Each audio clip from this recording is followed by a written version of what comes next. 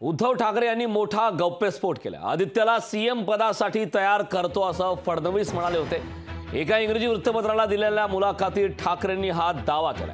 तर 2.5 वर्षासाठी मुख्यमंत्री पदाचंही आश्वासन देण्यात आलं होतं। फडणवीसांनी मला माझ्या माणसासमोर खोटं पाडलं असं देखील उद्धव ठाकरेंनी म्हटलंय। उद्धव ठाकरेंच्या या दाव्यामुळे आता राजकीय वर्तुळात मात्र खळबळ उडालेली आहे। उद्धव ठाकरेंच्या दाव्यामुळे राजकीय वर्तुळात खळबळ उडालेली आहे। यावरती नेमक्या आता प्रतिक्रिया काय होतात, या वक्तव्यावरती देवेंद्र फडणवीस नेमकी काय प्रतिक्रिया देतात हे पाहणं महत्त्वाचं आहे। मात्र तत्पूर्वी या मुद्द्यावरती शरद पवार यांनी ही प्रतिक्रिया दिली। नेमकं शरद पवार काय म्हणाले तेही ऐकूया।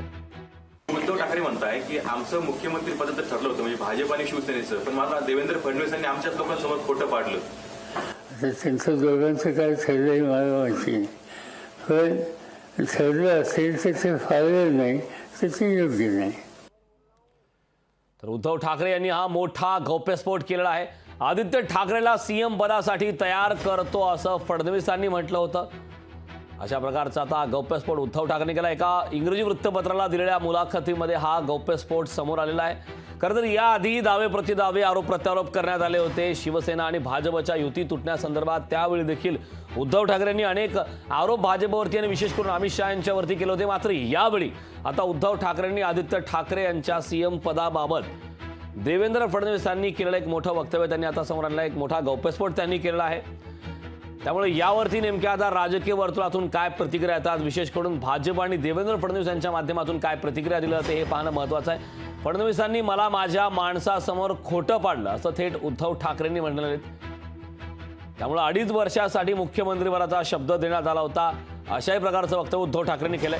खरं तर 2019च्या विधानसभा निवडणुकीच्या दरम्यान ज्या प्रकारे शिवसेना भाजपची युती तुटली त्याही पार्श्वभूमीचा विचार केला असता समसमान जागा वाटप 2.5 वर्ष मुख्यमंत्रीपद या प्रमुख मुद्द्यावरून युती तुटल्याची माहिती समोर आली होती। आणि पुन्हा एकदा आता त्या संबंधातला एक महत्त्वाचा मुद्दा समोर आलाय, महत्त्वाचा गौप्यस्फोट आता समोर येतोय, ज्यामध्ये 2.5 वर्ष मुख्यमंत्रीपदाचा शब्द देण्यात आला होता।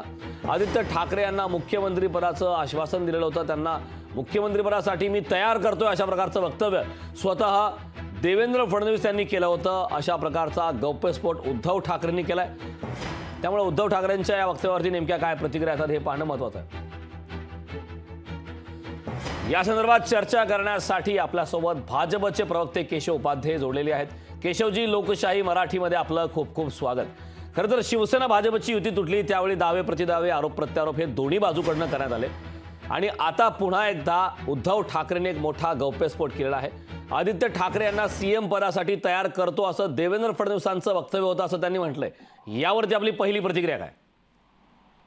मला वाटतं कसला गौप्यस्फोट हे तर साधी उद्धव ठाकरे यांच्या मनातले मांडे असावेत की ते आपल्या चिरंजीवांना स्वप्न स्वतः मुख्यमंत्री मग मुलाला मुख्यमंत्री अशा प्रकारची स्वप्न मनातले मांडे जे रचत होते त्यातनं त्यांना असं काहीतरी वाटलं असावं, त्यातनं त्यांनी अशा प्रकारचं विधान केलं असावं। भारतीय जनता पार्टीनं त्यावेळी 19 साली सातत्याने सांगितलं होतं की सर्व विधानसभेच्या निवडणुका या त्यावेळी देवेंद्र फडणवीस पुढील मुख्यमंत्री असतील हे सांगूनच झालेल्या होत्या। त्या जाहीर सभांमध्ये तशा प्रकारचं विधान होती। त्यामुळे असं अन्य कोणाला मुख्यमंत्री करण्याचा त्यावेळेचा विषय नव्हता। नक्कीच केशवजी, मात्र याआधी ज्यावेळेस शिवसेना भाजपची युती तुटली होती त्याही दरम्यान बंद दाराआड मातोश्रीवर जी चर्चा झाली होती त्याची चर्चा वारंवार होते, भविष्यातही कदाचित होत राहील। आणि पुन्हा एकदा उद्धव ठाकरेंनी अशा प्रकारचं वक्तव्य केलंय की 2.5 वर्षासाठी मुख्यमंत्रीपदाचंही आश्वासन देण्यात आलं होतं असं त्यांनी म्हटलंय। मला असं वाटतं त्यांचा खोटेपणा, उद्धव ठाकरे ढळढळीत खोटं बोलतात त्याचं काही जगजाहीर कळलेलं। त्यामुळे ते असं बंद रूम मध्ये आश्वासनं वगैरे हे असली खोटी बोलून लोकांची सहानुभूती मिळवण्याचा प्रयत्न त्यांचा फसलाय। महाराष्ट्रातील जनता हे जाणू नये की हिंदुत्वाच्या मुद्द्यावरती पासून केवळ सत्तेसाठी मुख्यमंत्री होण्यासाठी उद्धव ठाकरे हे दूर गेले। मुख्यमंत्री त्यांना व्हायचं होतं, त्यामुळे त्यांनी हिंदुत्वापासून अनेक मुद्दे सोडले, महाराष्ट्रातील जनतेचा विश्वासघात केला। त्यामुळे आता अशा प्रकारची विधानं करून काही त्यात साध्य होत नाही।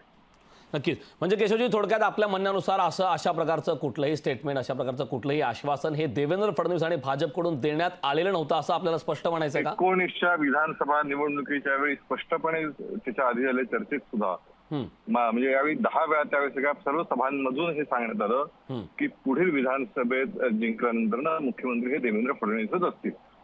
त्यामुळे या आदित्य ठाकरेंचा किंवा उद्धव ठाकरे संबंध येतोच कुठे? पण त्या सर्व सभांमध्ये उद्धव ठाकरे स्वतः मोदींच्या सभेमध्ये उपस्थित असायचे. त्यामुळे अशा प्रकारचं त्यावेळी त्यांनी एक तरी विधान त्यांनी तसं केल्याचं काढून दाखवा. त्यामुळे काहीतरी करून सहानुभूती मिळवण्याचा हा त्यांचा प्रयत्न आहे. पण जनता इथली फसणारी नाही.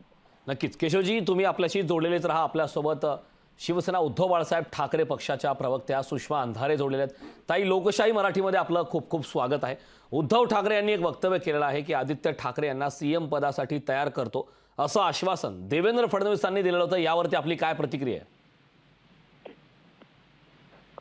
पहिल्यांदा तर मी अजिबात इंटरव्ह्यू बघितलेला नाही, त्यामुळे त्याचे मागचे पुढचे संदर्भ मला अजिबात माहीत नाहीत.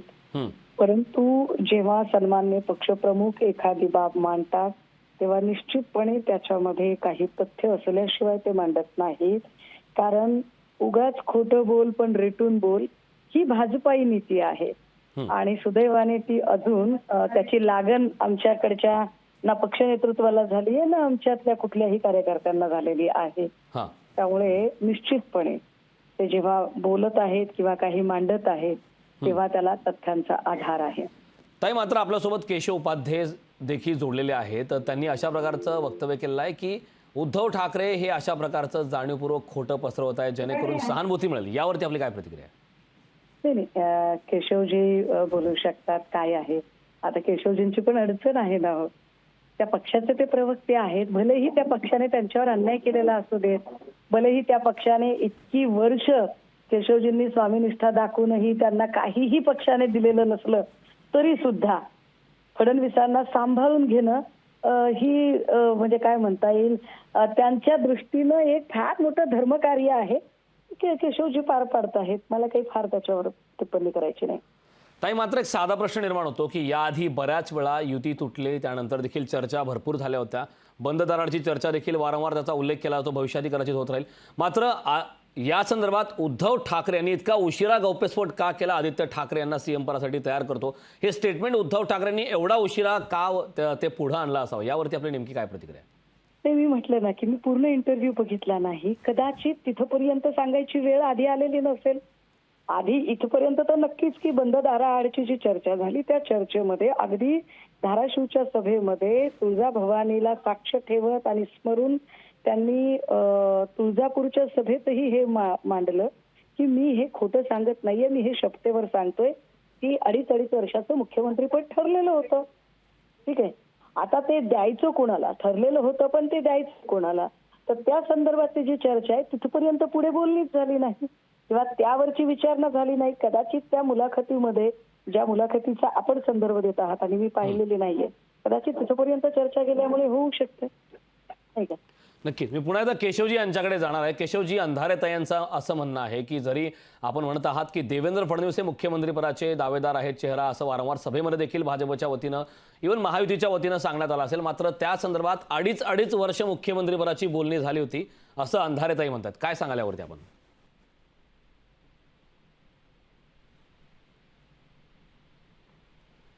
केशवजी, माझा आवाज आपल्यापर्यंत पोहोचतोय? तर काही तांत्रिक अडचणीमुळे केशवजी यांच्याशी आपला संपर्क तुटलेला आहे. तर सुषमा अंधारे यांनी देखील लोकशाही मराठीला आपली प्रतिक्रिया दिलेली आहे. ताई, खूप खूप धन्यवाद. आपण लोकशाही मराठीशी संवाद साधलात त्याबद्दल. लोकशाही मराठी ऐका, पहा, जागरूक रहा.